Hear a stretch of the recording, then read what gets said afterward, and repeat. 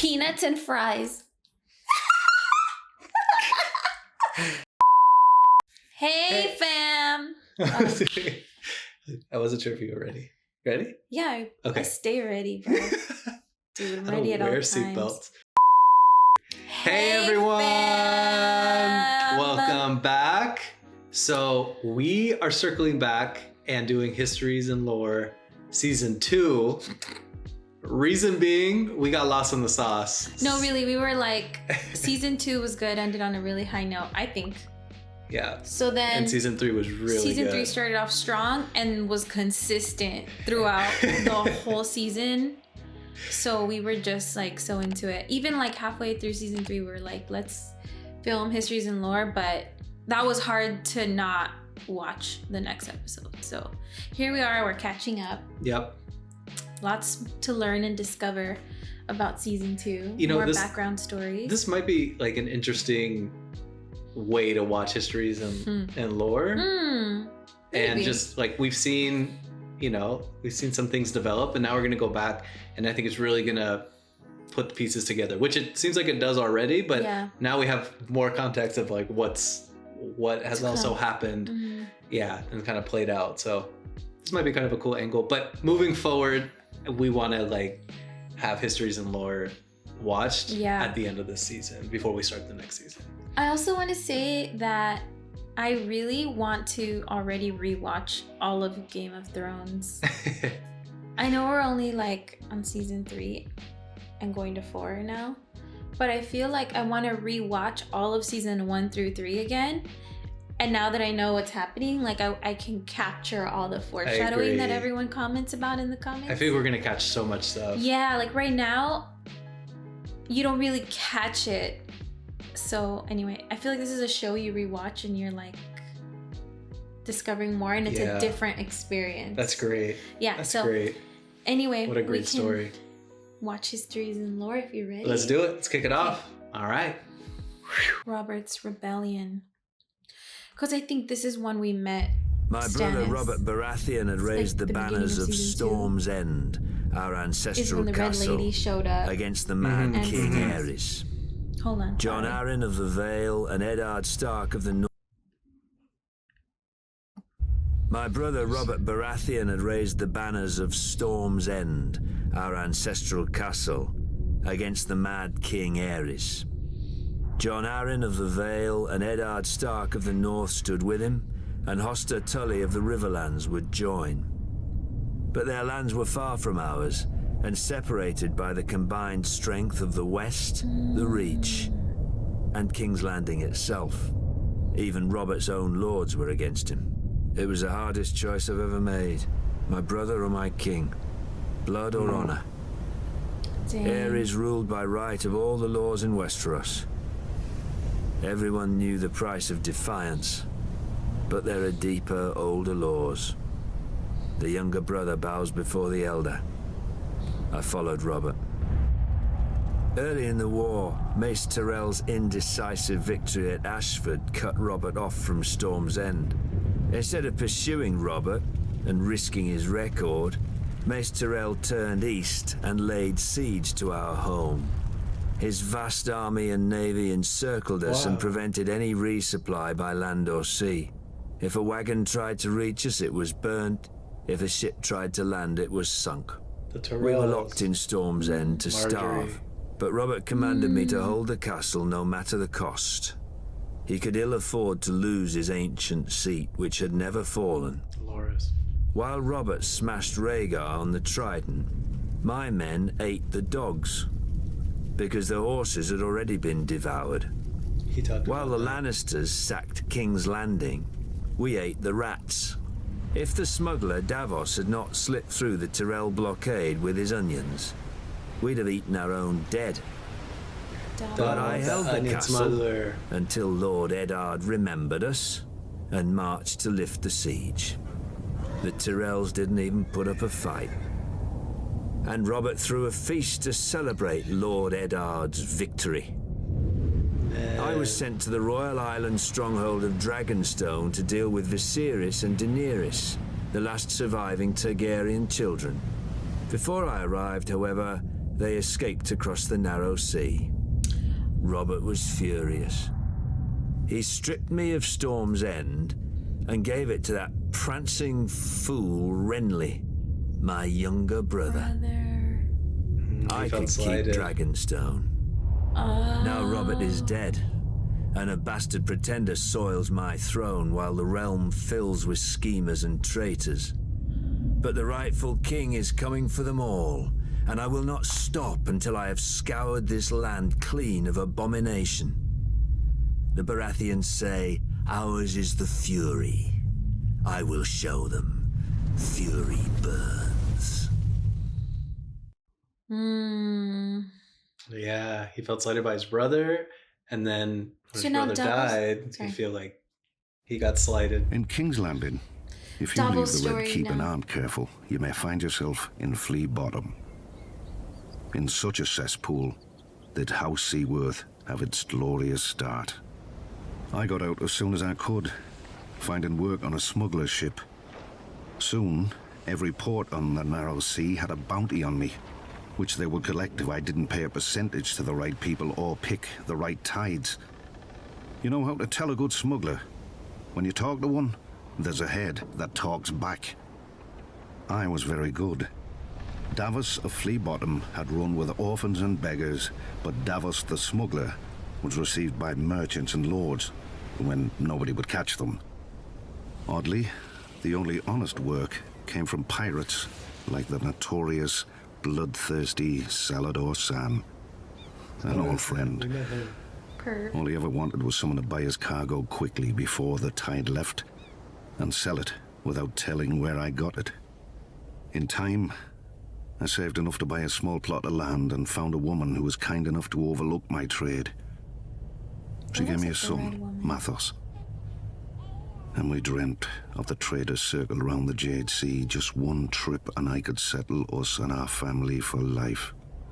Then some Storm Lord revolted against the Iron Throne. Wars are not as good for smugglers as you'd think. Every harbour fills with guards and inspectors, and the seas filled with blockades and pirates paid by each side to prey on the other. Though I had no love for the Mad King, I'd grown up around the power of King's Landing. I figured this Robert Baratheon would end the same as the other rebel lords, burnt to ash. But he didn't. The North, the Riverlands and the Vale joined him. And then the taverns people drank to Robert's health openly. Brave fools, I thought. But I had a family who'd be left in the cold if I lost my head. When Mace Tyrell marched on Robert's home of Storm's End, I spied the end of the rebellion. The castle was garrisoned by Robert's younger brother Stannis and a small guard, and would not hold out for long. When it fell, Robert would be homeless, and his support would bleed away. This I knew from experience. Months later, Stannis was still holding the castle. Nobody cared. But on voyages, I had seen what famine does, and I thought of all those men in Storm's End who would die unmourned and forgotten. No better than Flea Bottom orphans. I told my wife and myself that I'd get a high price for the onions and salt beef. In truth, I knew I'd be captured by the Tyrell galleys or drowned, but I was too stubborn. Later that night, in the dark, in a tiny boat with a black sail, I cursed myself and the moonlight as I waited for the tide to turn.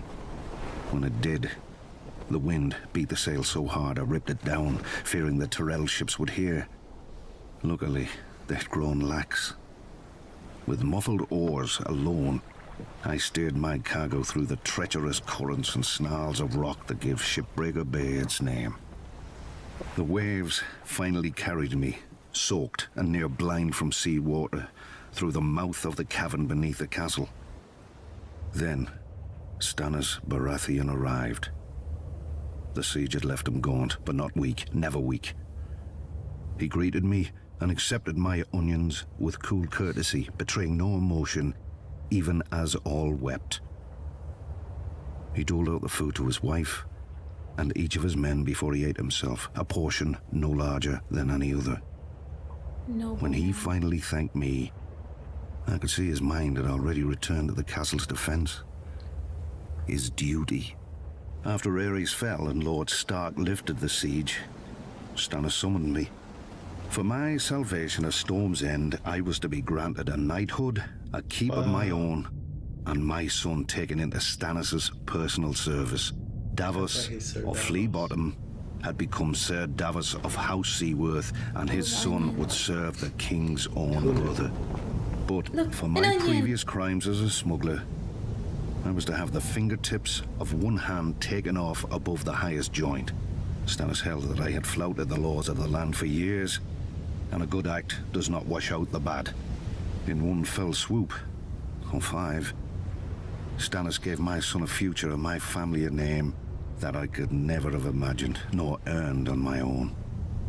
I still keep the finger bones in a bag around my neck, to remind me what I was and what I owed to Stannis. For during my many years as a smuggler, I visited many ports, taverns and back alleys, and saw many things in this world, but never justice. Until Stannis. That explains so much about that relationship now. Yeah, and also Sir Davos seems like a straight up like character, like somebody you want on your side. Some great houses call us upstarts. Advisor. But the truth is that while the Starks and Lannisters fell to the Targaryens in defeat, House Tyrell rose. For thousands of years, our family served as loyal stewards to the kings of the Reach, until the last of their line unwisely burned to death, resisting the Targaryen invaders. To save the Reach from a similar fate, we yielded the castle of Highgarden to Aegon and his sisters. In gratitude, the Targaryens gave House Tyrell dominion over the Reach, and we became lords of the castle in which, for generations, we had served. Under the Targaryen dynasty, Westeros prospered. Gone were the petty wars of 7 kingdoms and the endless thirst for minor glories that drove them. The Westerlands enriched the realm, the North guarded it, and the Reach and Riverlands fed it. This harmony is what Robert Baratheon shattered with his rebellion against Aerys Targaryen. When the call to arms came, though, we did not want to answer. The Reach is a gentle land, and honestly, the Mad King was not much loved. But we owed peace and status to his family. My father, Mace Tyrell, called his banners and marched north to battle the rogue Stormlord Robert, who had already defeated 3 forces in a single day. Wow. And, at Ashford, my father won. Some chastened my father for not pursuing Robert after the battle. We had cut him off from the Stormlands, the seat of his power, and he had fled north, within easy grasp of Lord Tywin Lannister, the Hand of Aerys, for 20 years. My father moved instead to lay siege to Robert's ancestral stronghold of Storm's End. The rose would strangle the stag as the lion pounced. So we waited. But the lion slumbered, and Robert slipped past the king's forces to join Ned Stark. We could have lifted the siege and deployed our armies north to aid the crown. We could have stormed the walls of the castle and made Robert homeless. But we had ample supplies, control of land and sea, and most of all, patience. Our siege would succeed, eventually, at little cost of life to us. If Robert prolonged the war with minor victories, our capture of Storm's End would hasten his downfall.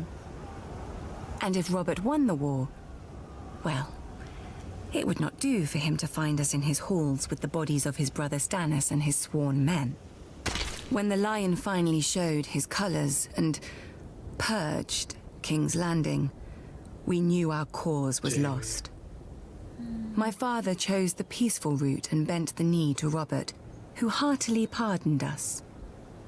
Strange, considering how we'd beaten him and starved his brother to the brink of death.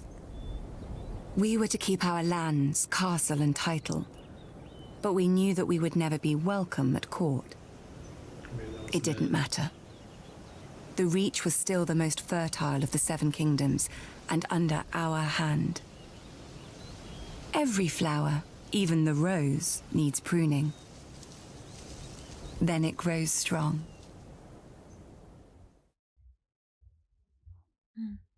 Interesting.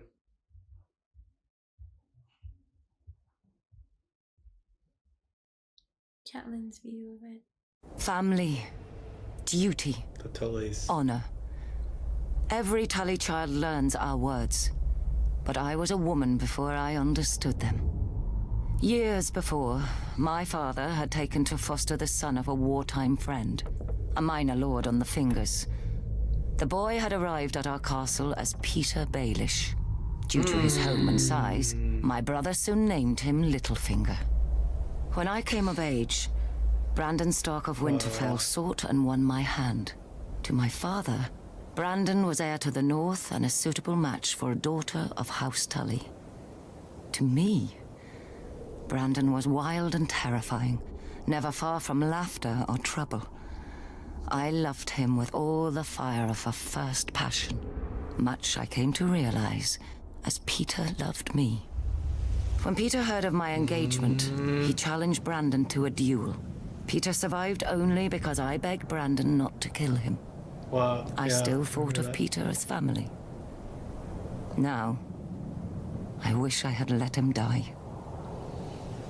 Only days before my wedding, when I thought to be happy forever, Prince Rhaegar Targaryen abducted Brandon's sister, Lyanna. Hot-blooded as always, Brandon immediately rode for King's Landing to demand justice, which the Mad King Aerys Targaryen gave him, in his own twisted fashion. The day the Raven arrived with the news of my Brandon's death, I locked myself in a room and refused to eat for days. Until my father reminded me of my duty. No, that was. I was to marry Eddard, Brandon's younger brother. Yeah, Brandon and a man whom I had never met, though of whom none spoke ill. That was their sister. Or spoke anything at all. So Ned and Brandon. What, their sister was Lyanna, who was with Robert. Remember? Oh, and he really loved her. Right. Oh, so and that's why she's Cersei's saying, right, bitter. when she got kidnapped, Brandon went to go, and then Brandon was killed. But then Ned was in love with someone else before Catelyn. I think. Maybe we'll find out. I think he was in love with someone else, but he had apparently, an affair. Yeah. Where Jon comes from. But I think he loved that girl. I don't know. I don't think that was discussed. I don't know why. Our union would cement an alliance of the North, might be thinking of Robert. Vale, Stormlands, and Riverlands in rebellion against the Mad King. I was a Tully. I did my duty.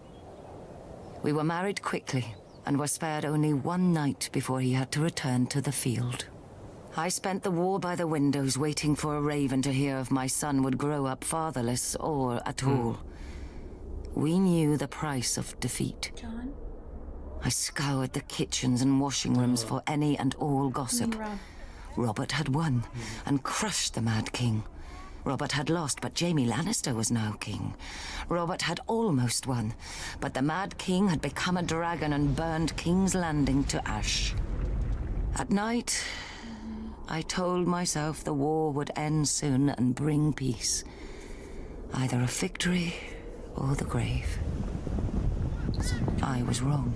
Yeah, ongoing. Robert won, and my husband avenged his brother and my love. But when he came home to me, he could not meet my eyes. Because he had cheated. I saw the reason by his side. Many men have bastards, I know. And under the strain of war, any man, no matter how honorable, may forsake his vows for a night of warmth that he may never know again. But Ned Stark was not built like other men. His northern honor would not let him sequester his shame in some distant holdfast. He brought this boy, this Jon Snow, home to raise with his true-born children. My children. Yet even these bitter memories are sweet now. They are all I have left of my Ned. Our family is broken and scattered, and our son must wage a war for the pieces. We need to go home. The Starks are of the north, and, like the snows of winter when they come south, they melt away. You know, I was going to say that was interesting because that means that Ned, from what she said, Ned and Catelyn were only together like a very short time. I mean, she got pregnant, but he went right to support Robert. So it's not like they had this time together. And it's, you know, even seems possibly like more of a strategic arrangement, you know, in part. Yeah, it was. And also it's his brother's strategic widow. This is kind of interesting. But yeah, so I don't know, just trying to put everything in context. Like, yes, he did have an extramarital affair, Ned did. But also I think kind of understanding that they also didn't have like this long history together. I'm not like... You're justifying. Yeah, I'm not justifying it. But I had thought they had like a longer, I guess, time together. I agree with that. I thought they had a longer time together too. Yeah. It seems like she had more time with the brother. Possibly, yeah. Than with sounds Ned. of it. Greyjoy. You know, I wonder... Theon. Just kind of a question on, or just like a note on Ned and Jon Snow. Like Notes. We still don't know who Jon's mom is. We'll find out later. But I wonder, what if in some way, I don't know, shape or form, conspiracy theory here, that like, what if Jon was not even like Ned's actual son? What if he like brought this baby back, but he's like protecting some child, you know, from being killed, because it seemed like you know, the people were being killed, and there was no way he could say. And so like he's kind of kept this like secret. I don't know, just kind of an offshoot. Maybe it is his bastard child, but I don't know. Kind of a thought that came up. Like maybe he's like protecting this baby, and this baby is dark wings, belongs to maybe somebody else. Words. I was only a boy when the Raven came to call my father, Lord Eddard Stark, to another war. Balon Greyjoy had raised the Iron Islands in revolt and burned the Lannister fleet at anchor. King Robert Baratheon again needed his old friend. My mother Catelyn was not happy to lose her lord husband to Robert again. 6 years before, he had left her to avenge his father and brother against the Mad King. But now he had sons and daughters of his own, and, unspoken, another son who wasn't hers from the last time he went to war. My brother, Jon Snow. But she knew that in marrying my father, she had married the North. We hold our honor and duty as dear as our old gods. When the time came, my father marched south to restore peace and order to the realm. My father always told me the Iron Islands were a strange and dangerous place. Its people, the Ironborn, keep neither the old gods nor the Seven, and despise all honest toil.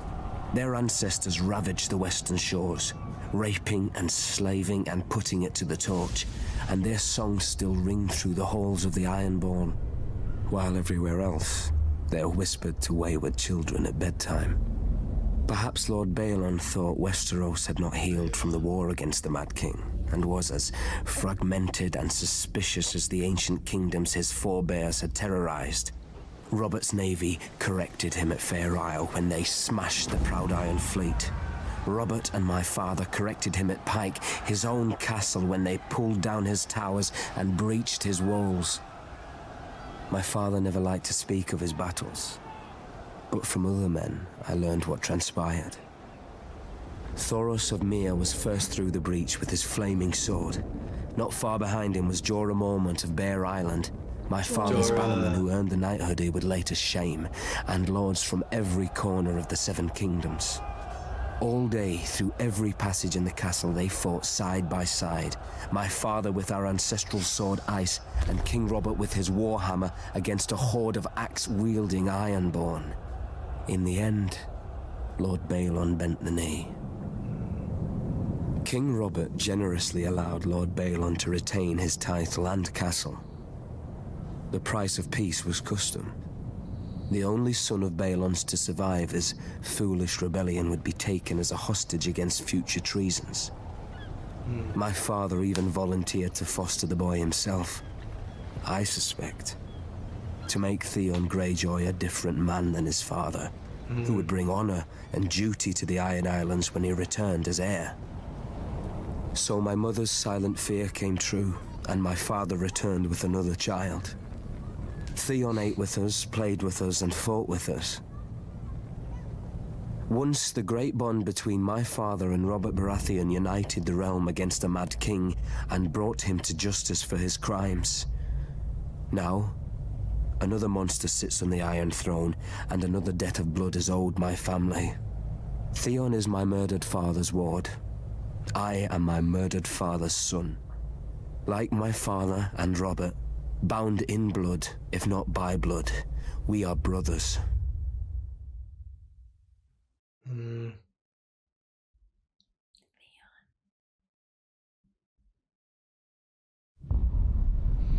When Aegon and his dragons burned Harren the Black and all his sons at Harrenhal, the days when men feared the sight of our longships were over.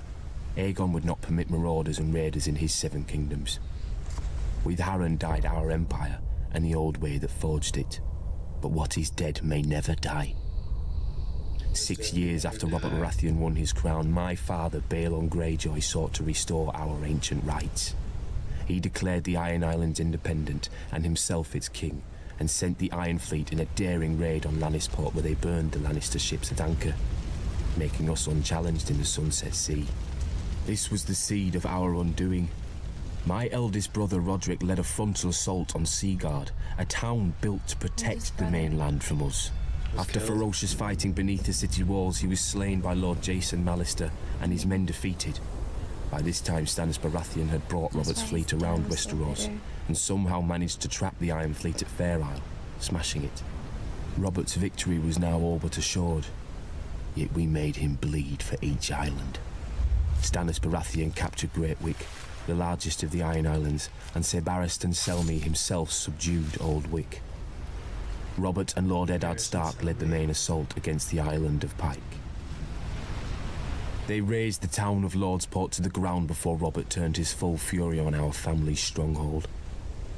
When they breached the walls, the first through was Thoros of Myr with his ridiculous flaming sword, followed by every minor lord of Westeros hungry for the flaming glory. Sword. My other brother Maron was killed when the siege engines brought down a tower on his head. I was now my father's only living son, and heir to the Iron Islands. When my father saw his cause was lost, he wisely conceded defeat to Robert, who otherwise would have pulled down our castle stone by stone with us in it. As my father said to me then, no man has ever died from bending his knee. He who kneels may rise again, blade in hand. He who will not kneel stays dead, stiff legs and all. As it stands, Robert allowed my father to keep his lands and title as Lord of the Iron Islands, King of Salt and Rock, Son of the Sea Wind, Lord Reaper of Pike, for a price. His last son and heir shipped off to Winterfell as an honoured guest. I would eat at the Stark's table and play with the Stark children. But why would he want to take a son? Like, he has 3 sons of his own. 4 with the little one. Because that was a way of ensuring that Balon Greyjoy wouldn't then, revolt That again, right? It's like it's just another security. tool. Like, I'm letting you live. You get to keep another your lever. Yeah. thing. So now, just give me your son. Like, you're bending the And knee, now, but we're gonna take your son and pretty much have him as a prisoner. Theon. A well taken care of prisoner, but that was to prevent any uprising. But poor Theon, that's a kid, and then now he's an adult. Now we're watching him. Well, it was struggle. interesting too to hear the previous clip that Rob was saying that that it was his brother. Basically, he thinks it's also his father's way of maybe instilling better values to be a better man when he grows up. Oh yeah, that makes sense. You know, oh, that's so when deep. he goes back and then he's the heir, he'll rule the kingdom, that territory, that land, but the right way. Right. Damn. With more honor. So. Fuck. Yeah. Well. Anyway. Okay. And if my father rebelled again, Lord Eddard Stark would take his sword and cut off my head. Right. So it would be his duty. His son, his heir. It's kind of a weird relationship, right? Like at any time, if you know a rebellion happened. Though Robert had risked all our lives to win it, the Iron Throne bored him. He cared little for justice and less for rule. If it weren't women or wineskin, he had no use for it. Without the stalwart Jon Arryn as Hand of the King, the challenge to Robert's crown would have come much earlier than it did. The Iron Islands have never lacked for treachery. They respect only strength, and honor is as foreign to them as the Seven. After 6 years, their ruler, Lord Balon Greyjoy, wagered that King Robert had not won the support of the great houses of Westeros, many of whom still named him usurper. Lord Balon declared the Iron Islands independent and sent his Iron Fleet to Lannisport. Lord Tywin Lannister was careless, and the Ironborn caught and burnt his ships at anchor. Lord Balon and his reavers controlled the Sunset Sea. Robert then ordered me to succeed where his father-in-law, Lord Tywin, had failed. Beneath Robert's fury, I sensed relief. War he could understand. He would smash Lord Balon as he had Rhaegar. I raised Robert's fleet and sailed around Westeros to the Iron Islands. I set a trap for the Iron Fleet off Fair Isle. As sailors and warriors, the Ironborn are unparalleled. But they're not soldiers.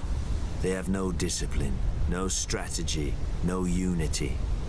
In a battle, each man fights only for his own glory, and their longships are built for lightning strikes and shore raids. When the captains rushed in, I smashed their longships with our larger war galleys. The strength of the Ironborn is in their ships. With the Iron Fleet broken, I had assured Robert's victory. He could now transport troops and siege weapons to invade the Iron Islands. And contrary to Balon's hopes, Robert had plenty of both. I've never seen such allegiance as Robert could inspire in war. Enemies who tried to kill him one day would be drinking with him the next under their own fallen banners. In rebelling against the Iron Throne, Lord Balon did more than Robert ever could to cement his rule. When Robert came to the Iron Islands, he brought with him the full power of Westeros. Sir Barristan Selmy of the King's Guard led the assault on Old Wick, while I subdued Great Wick, the largest of the Iron Islands. But Robert saved the seat of House Greyjoy, Pike, for himself and Lord Eddard. Robert would later boast of the battle's bloodiness and how he could have torn down the island into the waves if Lord Balon hadn't bent the knee. But if I'd have led the assault, Balon's neck would have bent, under his sword, because I do not forget, I do not pardon. His time will come. All their times will come.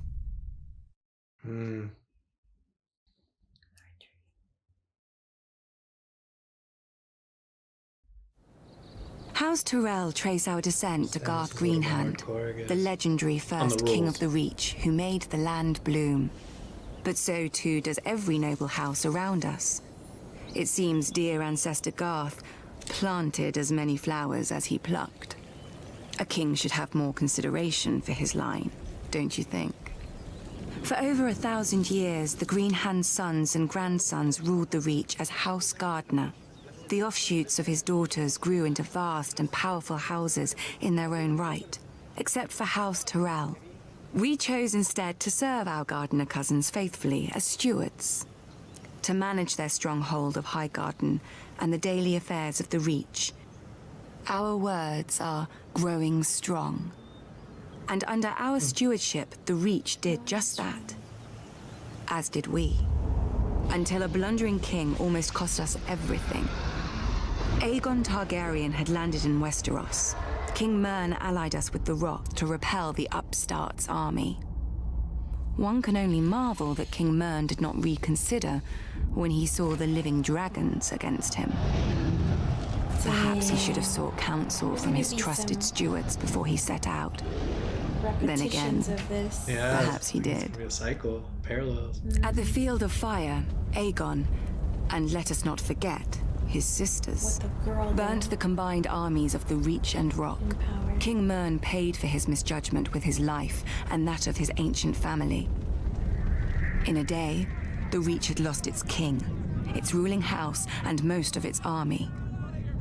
Thankfully for everyone, my ancestor, Harlan Tyrell, had better sense. Until the Maesters sorted out the intel among Mern's cousins, Harlan the Steward was acting Lord of Highgarden. To ensure peace and life in the Reach, he would yield the castle to Aegon. The other castles and families would then follow, as they had since the Dawn Age. Aegon had a continent to conquer, and the fertile Reach was too valuable to raise. He accepted Harlan's proposal and welcomed our lands into his kingdom. To show his gratitude, Aegon entitled Harlan to Highgarden, the castle his family had served for 1,000 years, and made House Tyrell his wardens of the south, choosing us over older, greater families in the Reach. Our house thus owed everything to the Targaryens. So is it any wonder we stayed true to King Aerys, even during his madness, and even after Robert Baratheon rebelled? Some may question my father for laying siege to the Baratheons' home, instead of marching to aid Prince Rhaegar before Robert could kill him and scatter the royal army.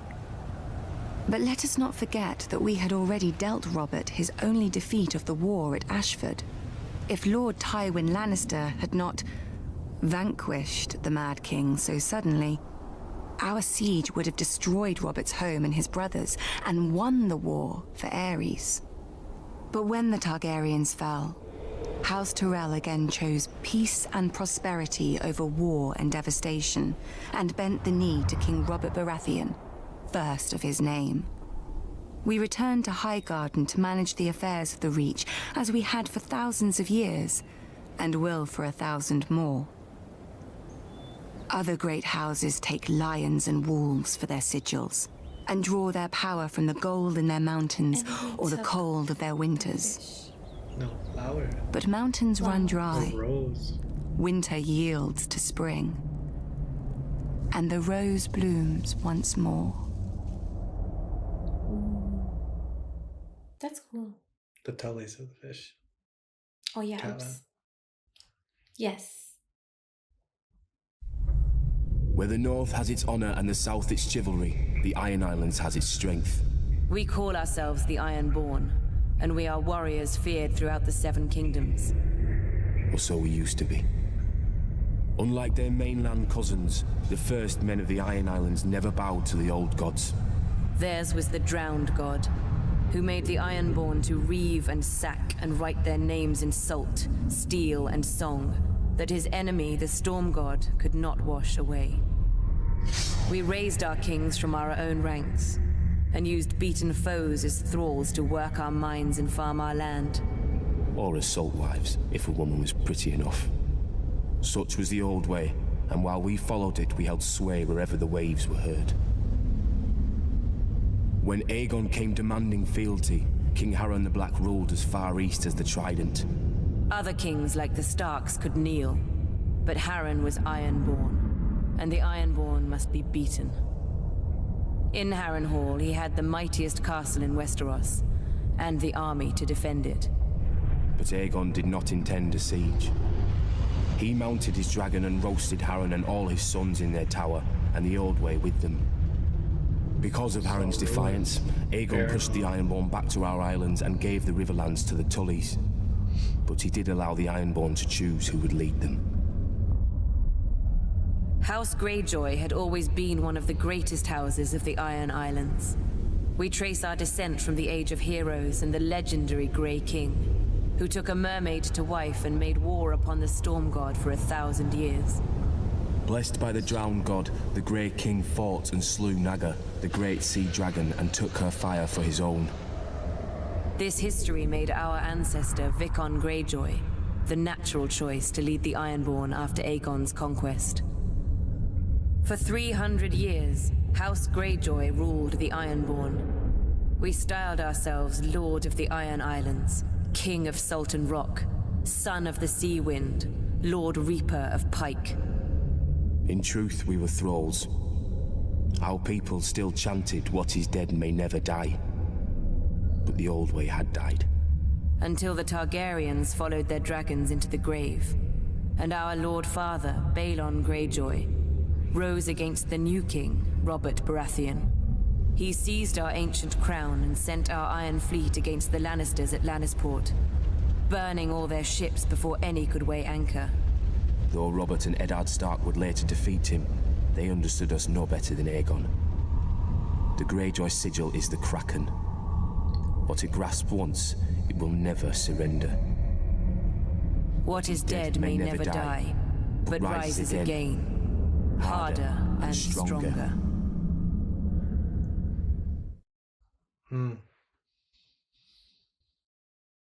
Sandor Clegane.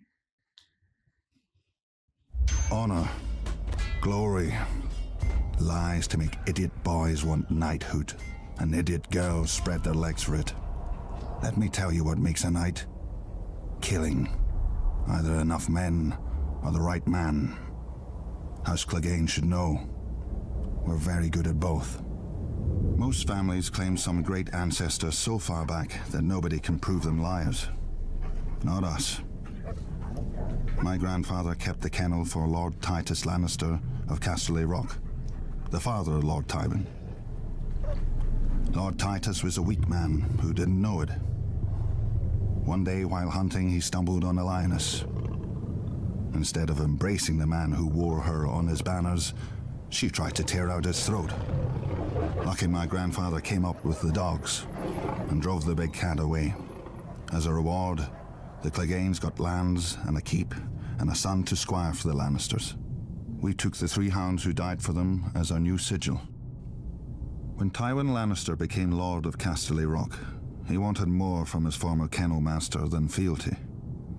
He bet that training hounds to kill isn't far from training boys to kill. In just 2 generations, my brother Gregor and I proved him right. I gutted my first man at 12. Years after, servants started disappearing in our keep, and even a sister I don't remember. But nobody could prove anything against Gregor, or dared if they caught him at it. For my father wanted a knight in our family, and thought he'd found one in Gregor, who at 13 towered over enough men that they called him the Mountain. Sure, Gregor looks quite the champion from a distance, but a mountain can't cleave a man in half with one blow, and won't break a wench's face if she talks. Through Lord Tywin's influence, Prince Rhaegar Targaryen kindly anointed my brother personally. A great honor for our family, everyone said. 1 year later, Sir Gregor chivalrously sacked the prince's city, brained the prince's baby, and raped and murdered the prince's wife, winning our family yet more honor from the new king and queen. Soon after, my father died. They say in a hunting accident. The same day that Gregor became lord of the Clegane lands, gold and anything under his roof, I left our home to take service at Casterly Rock. Lord Tywin is not like his father. Interesting. Neither is King Joffrey. Or the likes of me would never be on the King's Guard with all those true knights. Between them, a man who serves the Lannisters will never lack for killing. I'll guard this king, such as he is. Gregor will kill the other ones, such as he does. When we're done, we'll see how many people still believe in songs and fairy tales. It's kind of interesting. Hear about the Hound. Yo, girl, Ygritte. Ygritte. It's John's A long time ago, they say, some old southern king enslaved our giants by magic and forced them to build your famous wall. Then he kicked all of my kind to the other side and raised an army to keep us there. And we're the uncivilized ones. Wildlings.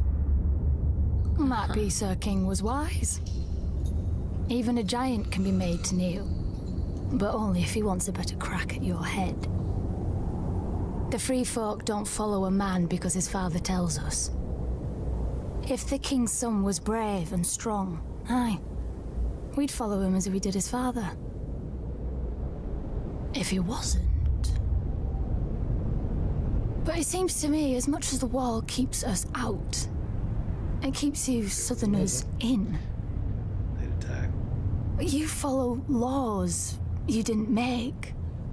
Kneel to kings you didn't choose, and pray to gods you never hear from. Our traders talk about your seven.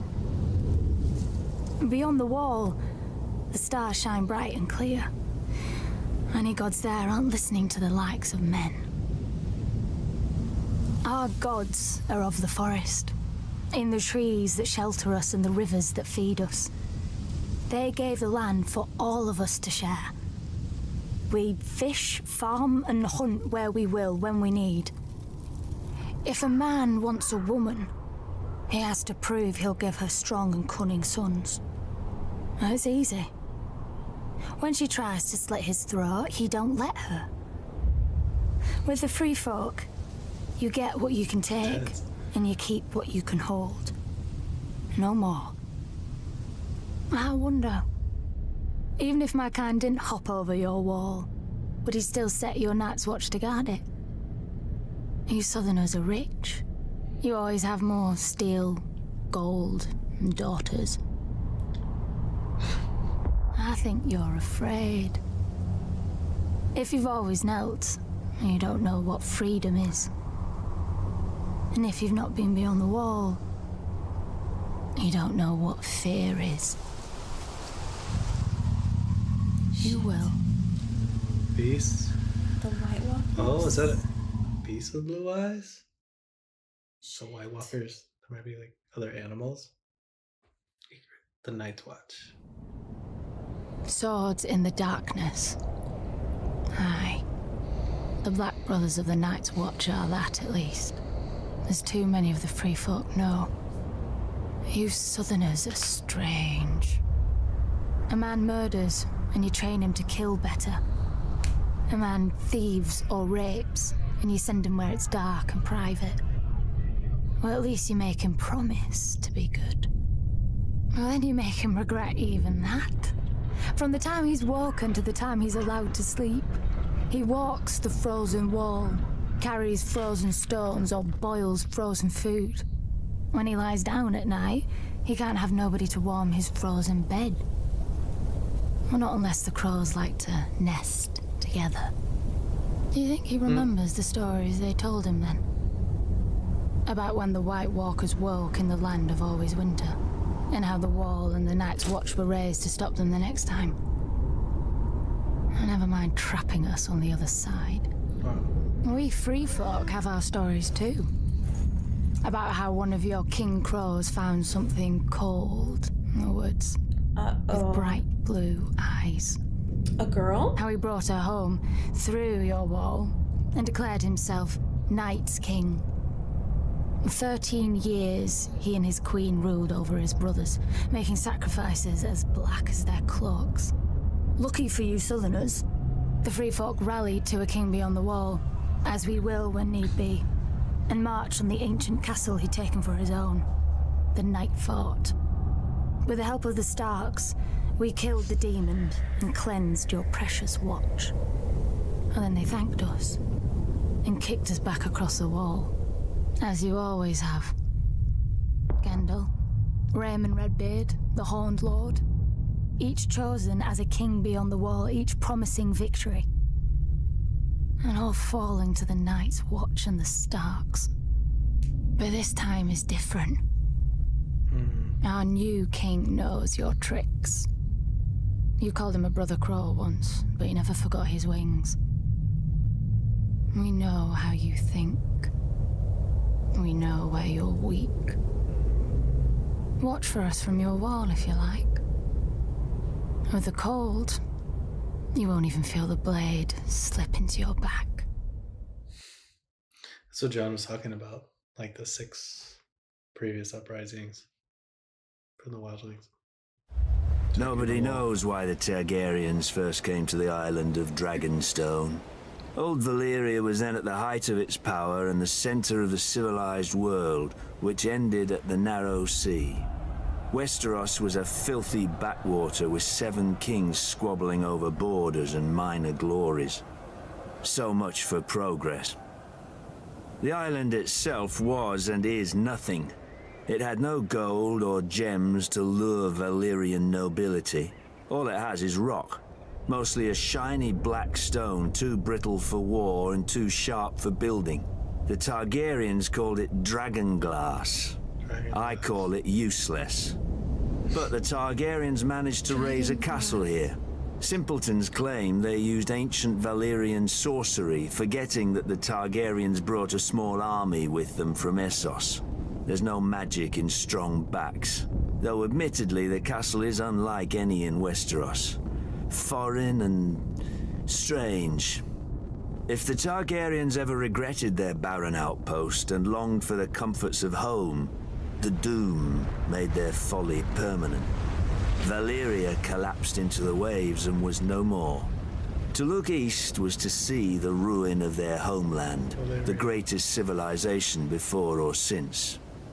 But to look west, as Aegon realized, was to see a fertile land ripe for conquest. Perhaps even a new Valyria.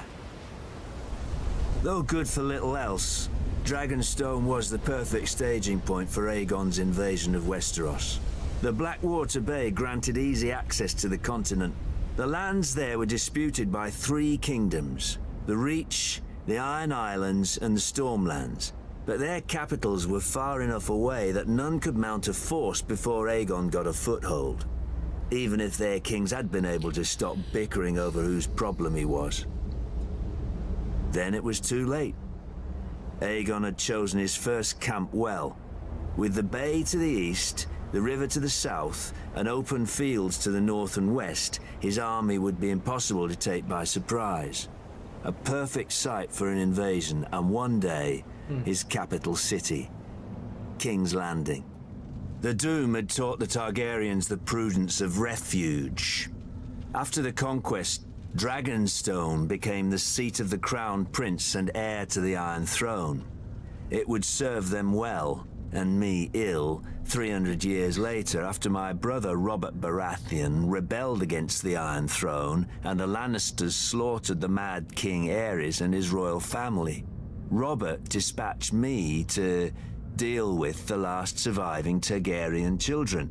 But before I arrived, a loyal knight smuggled them across the Narrow Sea to safety. Hatred for the Targaryens blinded Robert. Unjustly, I was blamed and stripped of our family's castle of Storm's End and given Dragonstone in its stead. Over the years, whenever I demanded my rights restored, Robert would remind me of the island's royal pedigree and pretend he was doing me honor, as if I were one of his tavern girls to be so easily deceived and dismissed. But Robert is dead, and I, Stannis Baratheon, am the rightful king of Westeros. Let the usurpers and traitors sit on the Iron Throne. Stannis is so intense. From Dragonstone, I will be the dagger at their throat. He's so, like, consumed by power. Yeah. Being king. On the shores of the God's Eye, due north of the Isle of Faces, rises a monument to arrogance and cruelty. Harrenhal. For a people who prided themselves on their ships, the Iron Men of old seized any chance to leave them, and carved out a vast kingdom from the peaceful river lords. The Empire reached its zenith under King Harrenhal, called the Black by those he terrorized, and by his own men. though they meant it proudly. King Harren enslaved the Riverlands to raise the mightiest fortress Westeros had ever seen. A castle that could garrison 1 million men, with walls so vast that winters would come and go, and besieging armies grow old and grey before the castle fell. 5 towers he ordered, reaching into the heavens like grasping fingers. A monstrosity which he forced our people to build for their own subjugation. But the very day the slaves laid the last stone, Aegon Targaryen and his sisters arrived in the south. When they arrived with their small army, Harren laughed and shut the gates. Harrenhal would have its first test, and an easy one at that. It failed. Harrenhal could have withstood an assault from all the armies in Westeros combined. But Harren learned that the tallest and thickest walls meant little to dragons. For dragons fly. With Harren and his sons dead, Harrenhal quickly surrendered to Aegon. House Tully then raised the River Lords in rebellion against the Iron Islands. And with Aegon, we flushed the Iron Men to the sea. We should have torn down the castle stone by stone then. But Harrenhal seemed such a magnificent prize that Aegon gave it to one of his commanders, whose line then withered to extinction. As would every family to hold it thereafter. Wow, it's gone through a lot of hands. When many speak of Harrenhal, their voices drop to whispers about Mad Lady Lothson, who was said to send a giant bat to collect children for her crockpots, and to bathe in blood and serve feasts of human flesh. About the ghosts of Black Harren and his sons who still walk the castle at night, all aflame. Of the servants who went to bed in full health and were found in the morning, burnt to ash. Mere stories to frighten wayward children and excite young girls, you may say. You would not be entirely wrong. Harrenhal is a prize. A nigh impregnable castle with enough land and enough income to make a man, at a stroke, one of the greatest lords in Westeros. But you would not be entirely right either. Say by a king's grace, Harrenhal became yours. Now you must garrison it.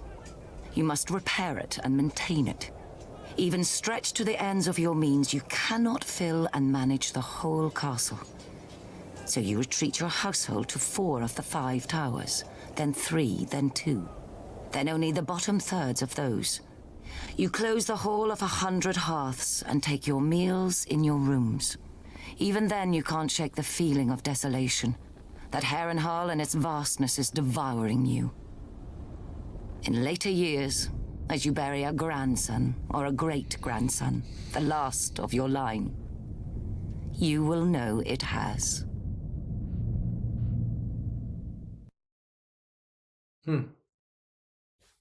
Jorah.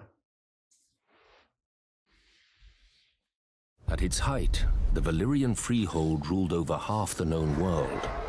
Not bad for former shepherds, but the doom fell on them and sank their capital into the sea. Now Volantis is the ember of old Valyria, ensuring its flame does not go out from this world, as any Volantine will tell you. Pentoshi say the same about Pentos, Lysenes about Lys, and so on.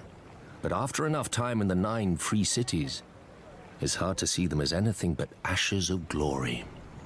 Volantis is the oldest, the first colony of Valyria. After the Doom, the Volantines tried to rebuild the empire under their rule. Maybe they failed, not least because the last Valyrian with dragons, Aegon Targaryen, entered the war against them. Now they are content to dominate only their...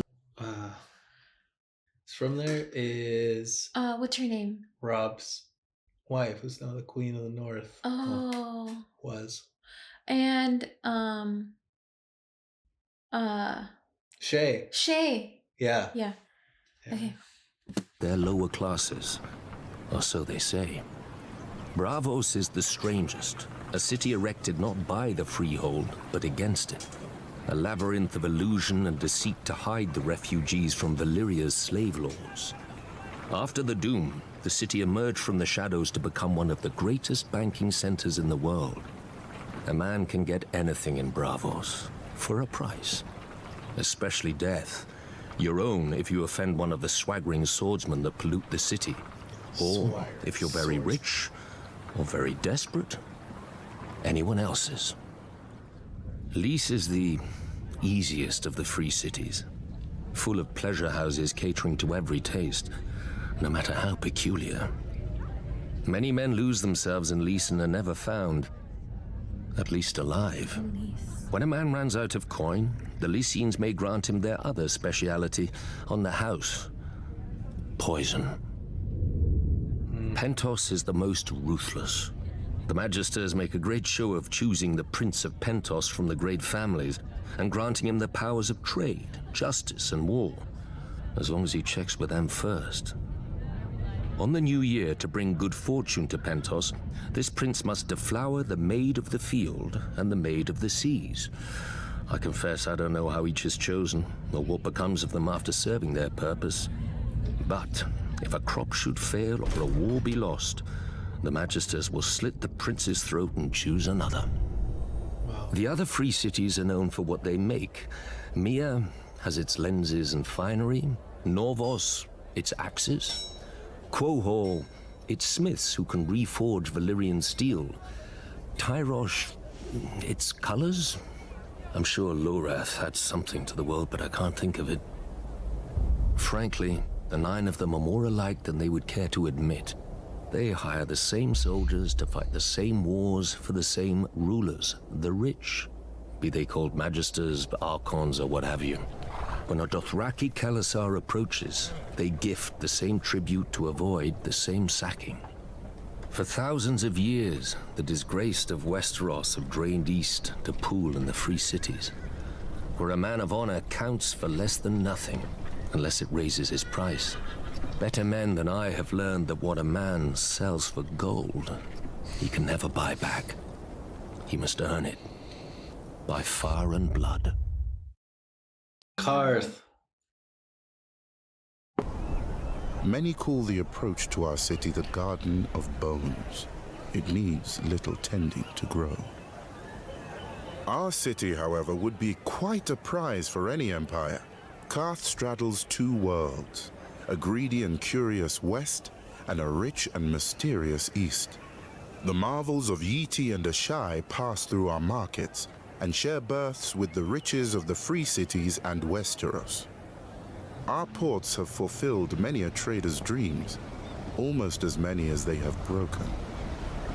We call Qarth the greatest city that ever was or will be. An easy claim to make if one knows only the docks and customs houses of other cities. An easy lie to swallow if a people see only the gold and jewels of their rulers, which we, the 13 who govern the city, are careful to ensure. The proud Qartheen shook off the yoke of unjust kings long ago, so they are told at festivals by the pureborn, the king's direct descendants who have controlled the 13 ever since. Only now, instead of scepters, they use ships. A merchant only remains on the 13 until the others are no longer afraid to deny him, or too afraid to deny his replacement. Except for the Warlocks, they alone hold a hereditary seat, a relic from when they had powers, or at least from when the world was younger and more easily duped. Over the years, we have developed an understanding with them. They shall always be welcome on our councils and at affairs of state, provided they never come. Rare is the civic problem that can be solved by cryptic nonsense and shade of the evening. Thankfully, they need little encouragement to confine themselves to their House of the Undying. Yet perhaps we Qartheen are too confined ourselves. We feel safe behind our walls and our laws, which no visitor can hope to follow, and by which any citizen who vouches for a guest always pays with his life. But like a ship in the summer seas, a city grows becalmed without fresh wind. The greatest city that ever was or will be? An epitaph. I would prefer the greatest city that is.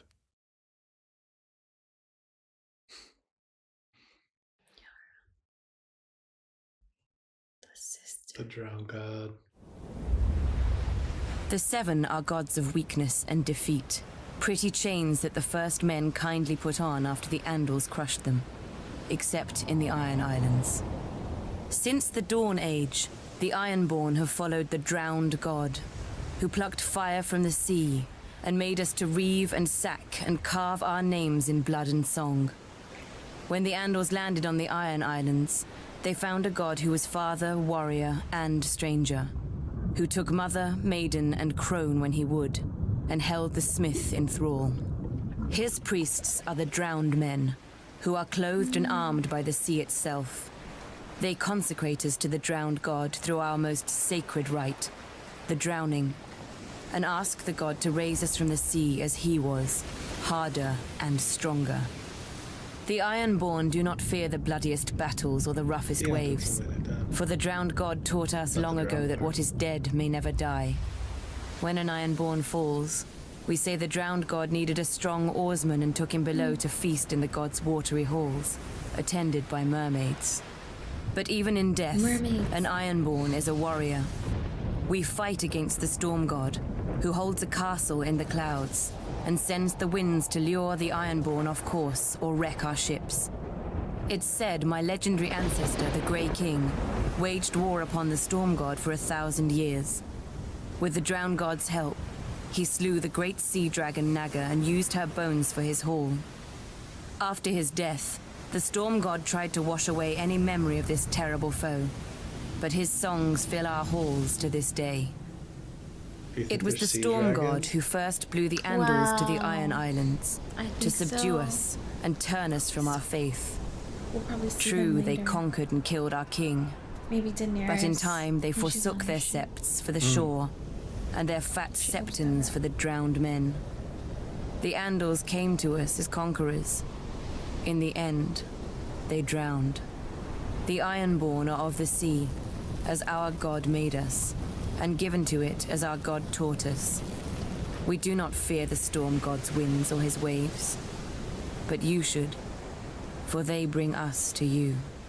Ooh. Coming to you. We're coming to a town near you. The Pyromancer. Dragons conquered the Seven Kingdoms, killed them. but to rule them, the Targaryens needed a less temperamental tool. When the great King Maegor saw the power of the Alchemist Guild, he blessed us with his patronage.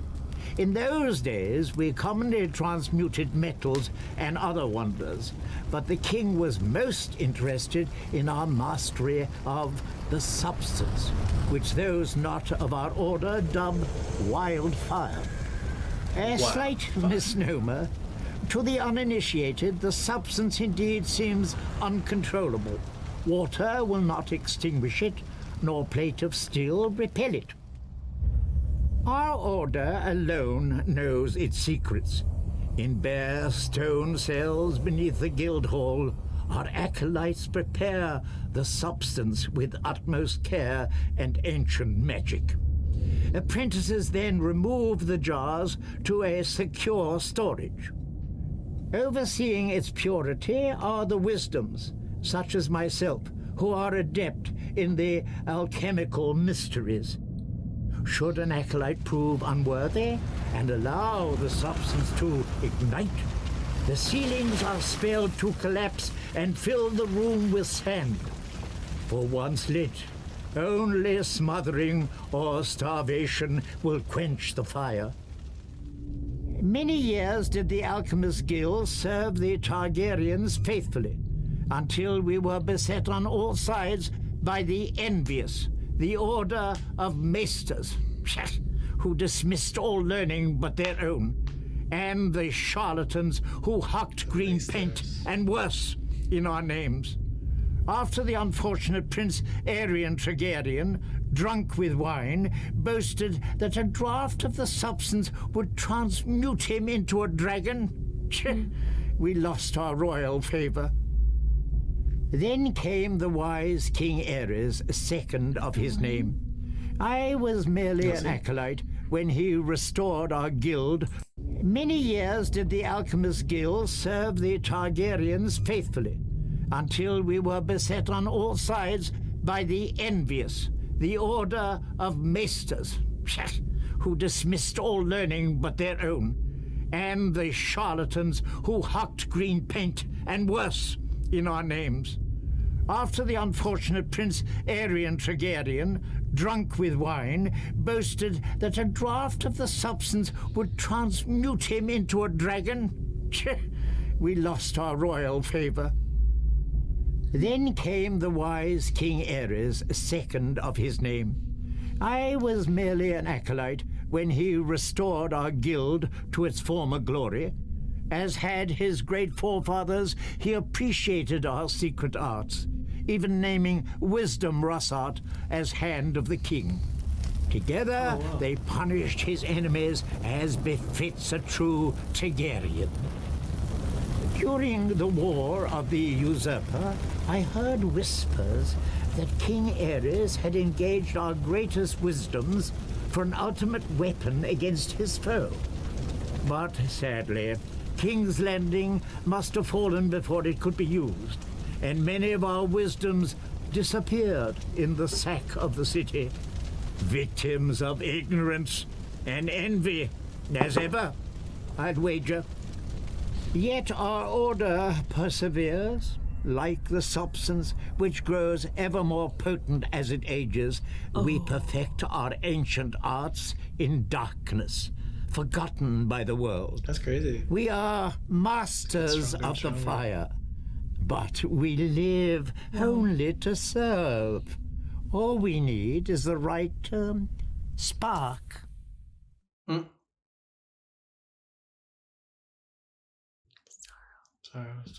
Daxos.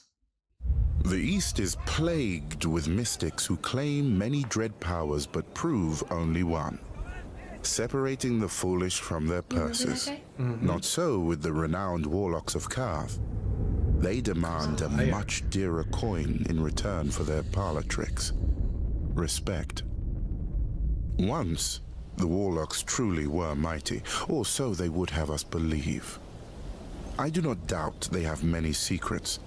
They are an old order, and one does not obtain a seat on the 13, the governing council of Qarth, without making 12 of our most powerful citizens afraid to forbid it. Thankfully for Qarth, the Warlocks exert little influence in our politics. They rarely leave the confines of the House of the Undying, a pompous name, but, I admit, a strange and dark tower. It is said that none who enter ever leave. Of course, since there are no visible doors, I have to believe none ever enter either. We can only imagine what the Warlocks do inside. I wager we do not have to imagine much. They read dusty scrolls detailing their lost glory. They sip shade of the evening, a foul concoction brewed from the nearby trees, until their lips turn blue, the better to frighten children and the ignorant. Stewing in their fantasies like an old soldier who drinks alone so no one may challenge their prowess. Whatever the Warlocks may wish, their magic, like all magic, is dead in the world, if it ever existed. Though, one does hear strange whispers of late. Glass candles that have been cold for 100 years, now burning. Ghost grass, found far from the lands of the shadow. A Khalasar led by a woman with 3 heads. Traders' nonsense, most likely. But should the Warlocks' vaunted magic ever return, that would be a dangerous day for Qarth. I shall need to keep my eyes on them. Indeed. Well, they all died. Yeah. Okay, so I want to say something. I don't know why I have to start with I want to say something. Say it. I feel like compared to the first Histories and Lore, this one was much easier for me to follow. Like, I feel like in the comments, y'all were like, a lot of y'all said like, it becomes easier to follow after time. Like, I really feel that way personally. It's really hard for me to follow shows like when there's a lot of dialogue and very complex stories behind the scenes, things that happen, and like Histories and Lore gives all of that like background context, but it is a lot of information with like lots of storytellers just telling all their version and their Yeah. perspectives. So it's a lot to follow for me. I don't know, are any of y'all out there? Because that's me. It's really hard for me to follow. Like I lose like, I don't know, focus. Like I can be like really into it and then I lose focus. Anyway, but I feel like this one was actually much easier for me to follow, and I feel like it provided a lot of context for season 2. And I'm seeing all the worlds now. Like I see all the different, like Qarth, right? How they were talking about Qarth. And there's all these other like surrounding islands and like thrones and castles, like reigns, what would you call them? And it's just making more sense. Yeah, There's some repetition too, I feel like, with the stories of like Ned Stark, Robert's Rebellion. So I feel like I'm really understanding it now. I'm appreciating it more and more. Yeah. It's nice that they repeat. Yeah, in each because it's their perspectives, but you start really like, being able to recall and really build this picture of what's happening. Was anything surprising to you on this one? Surprising. Well, the Hound, I wanted to know about the Hound. Like, where did they get their start? The Hound is brother. I guess it's the House of Hound. The knife with fire, or the fire sword. The fire sword, which we saw. So there was usage of that previously. So that was interesting.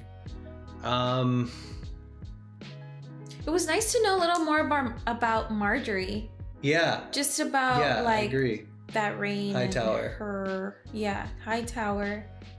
Or Highgarden, sorry. Highgarden, and then their sigil, and I don't know, I just like to learn more about the sigils and stuff. Yeah. It's really cool. I definitely concept. like hearing the history of them. I'm glad we filmed this. Yeah.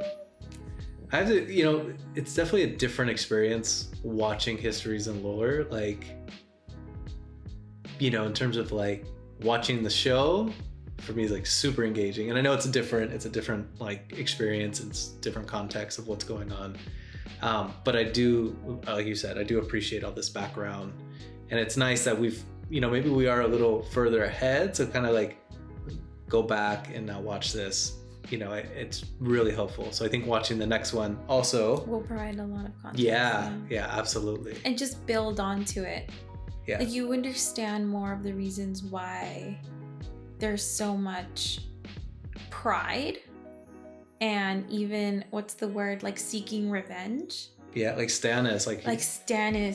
Stannis is definitely, like you could, I mean, we kind of knew this from before too, but felt like he was kind of cut short, and which also goes to show why he believes so much in the Red God, or why he's so into it. It's like at all costs, like he wants the throne. Yeah, and he's like, anything that'll give me like a power that's above what I have, right? Yeah. So I feel like whatever can help him get closer, he's for it. It was also cool to know the Sir Davos story, like the onion smuggler. And how he helped feed. Which we heard that. Yeah. And he's such I feel like he's actually like a stand-up guy. He's a great advisor.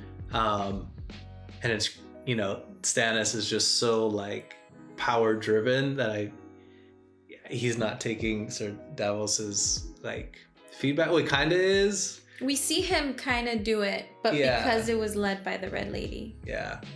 But that was at the end of season 3. Yeah, so a little more ahead there. Yeah. That was great to watch. All right. That's it. Yeah. Yeah. I think we're wrapping this one up, but Histories and Lore, Season 2. In the books. All right, a little more context. So looking forward to now Histories and Lore Season 3. Yeah, and I know a few of y'all were asking if we were going to do Histories and Lore. Sorry for the long wait. Thanks for your patience. We got excited. The show's so good. We want to just like keep it rolling. Yeah.